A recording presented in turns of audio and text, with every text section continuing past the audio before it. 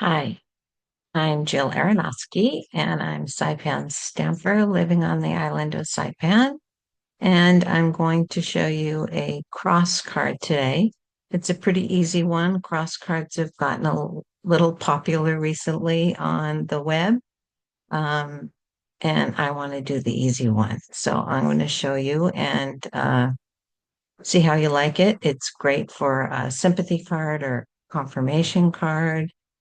Um, Let's get started. Let me change the view. And we are going to start today. I'm going to use early espresso cardstock for my base. And I'm going to use the brand new pack of paper, which I dearly love. And it has, yeah, I've already used so much of it. It's ridiculous. I'm already going to be starting a second pack soon. But I'm going to use this, take a couple pieces out in case they are not the right size for me to get started. And I think, let's see, that won't be big enough. I'll take this and we'll get started with our card. So first of all, we're going to do the regular A2 card base. And before I cut it in two, I'm going to score at 1 1/4, and I want it to be on the right hand edge, right hand side. So 1 1/4. Listen to my own instructions. Ooh. Score. And then I'm going to turn and cut it at 5 1/2. And then I have two card bases so I can make a second card. Unfortunately, sympathy cards are always in demand. Let me cut my designer series paper. And oh, I need one more little piece of early espresso. I need one for the horizontal part of the cross, and I need it to be dun dun dun 3 1/4 by 1 1/4. So 1 1/4. I hope that's 3 inches long. Yes. 1 1/4. I'll do it up here.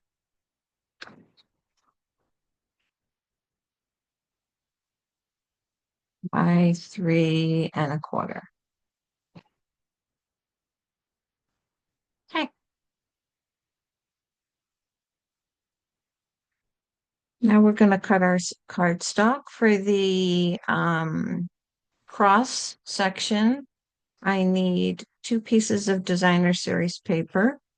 One, I'm going to, let's see, 3 would have to be, that's not long enough. We're going to cut it. It is 5 1/4 long, which is what we need. And I need 1 inch. So 1 inch by 5 1/4 inches. I'm going to cut a second one, but for the second one, I really only need, it's going to be 1 by 3. So it's 1. I'm going to put it at 3. Put that in my scraps. So the two pieces of this, 1 by 5 1/4, 1 by 5, 1 by 3. Next piece is going to be for the card base, and both of these will be at 5 1/4. Is that long enough? Nope, that's only 5 inch. 5 1/4.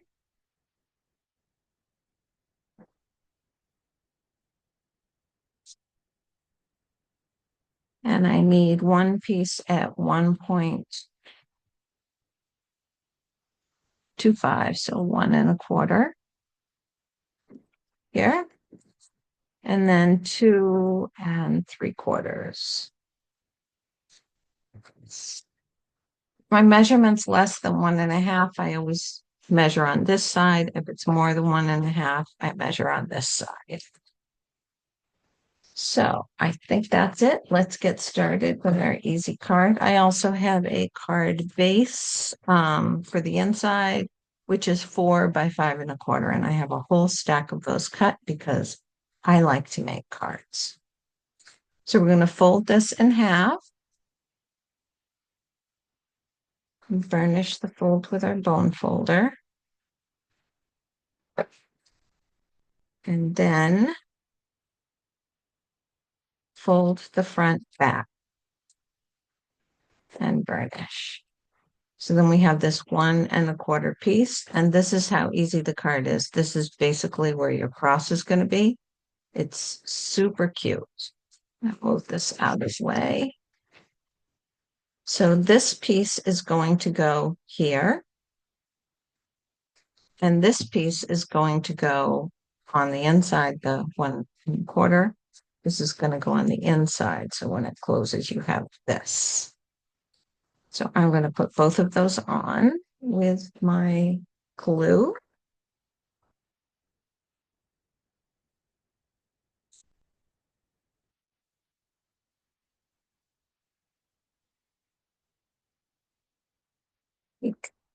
Picking up the paper is the hardest part. Okay, this is going to go on the front, on the left-hand side. I'm going to center it in between the edges and the fold. And this is going to go on the right of your inner paper, the one for the saying. And that's going to go on there. Okay. So then this is going to be the front of our cross, and I'm going to put the paper. You could use either side. I happen to like the plainer side usually, but that's the beauty of Stampin' Up! Paper is that they have, I'm not going to put those on yet. I'm going to put this on first. I almost forgot my own trick. Okay, I'm going to get my tear and tape. And the cross is going to go on the middle here. So it's not going to go all the way to the edge, but I'm going to center it over this strip here. So I'm going to turn it over, and I'm going to put a little piece of tear and tape right in the middle, because tear and tape will make it stick right away. And I'm going to put a little bit of glue on both sides because tear and tape is immediate and liquid glue is forever. So I'm going to turn that over and put it there. And now you have the cross on the front. And then I'm going to put the designer series paper on top of it. If I didn't do that, then I would get, I'll show you on the other cards that I did first, because sometimes, whoops, not on this side. Sometimes it takes a mistake to help you figure out how the card could be just a little bit better. Okay. It doesn't matter whether you put the horizontal or the vertical one on first.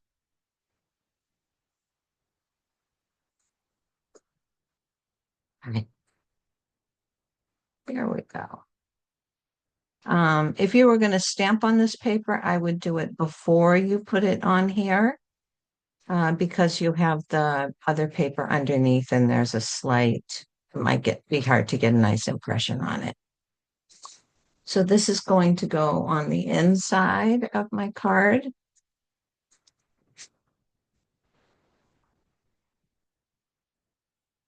For a fun fold card, this is super quick and easy.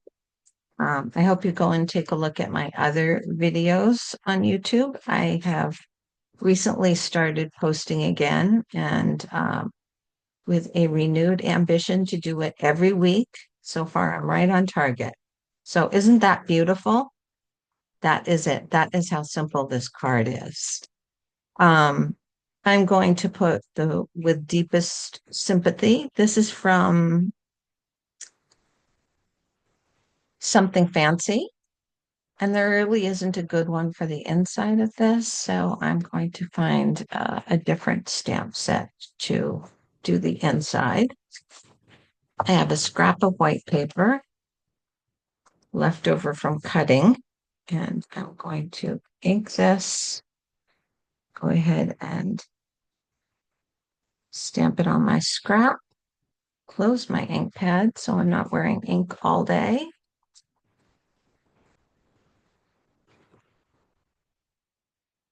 And move that aside, get my paper cutter, and I'm going to trim this down.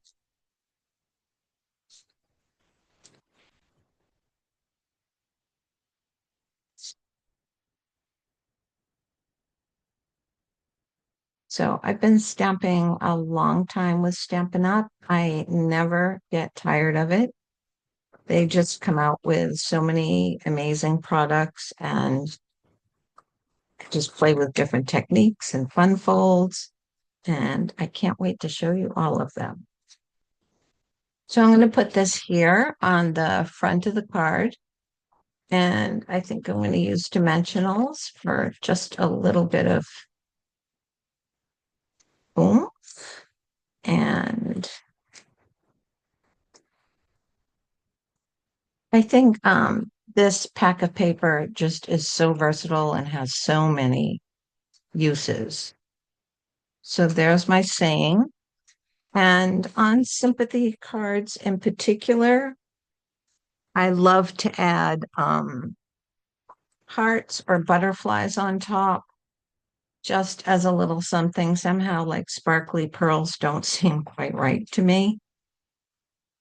I'm going to put a couple here. Oops. And I'm going to put the larger ones because they don't show up real strong on the darker paper. So you can see those butterflies. And then when you open it up, it's like this. It's super quick and easy. And then for the envelope flap, I will put my bit of designer series paper on the flap. We'll do that now.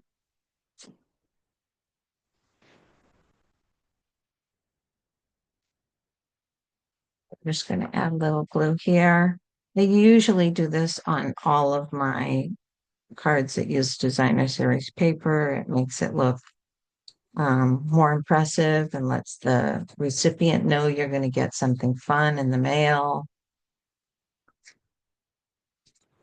Put it on here and turn it over and cut from the back side.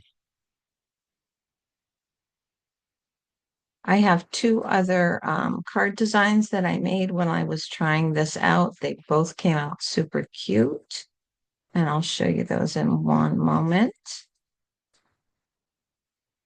But they're really fast to make. I can still put it in a A2 card jacket, so I can put them on the sale racks where I sell my cards. Super cute. So first I made one with, this is a brand new paper from Stampin' Up. And here I put the circle. The bow has gotten a little wonky. I put the circle here because I also put one on here. If you don't put the two cardstock together before you add the designer series paper on the front, then you get this cardstock that goes straight across. Whereas on this one, it's totally, I know it's a small difference, but it makes me happy to not have that. So there's your card for today. I hope you like it. Stay tuned till next week and I'll have another video. Please subscribe to my channel and share it with a friend. Thank you. Bye.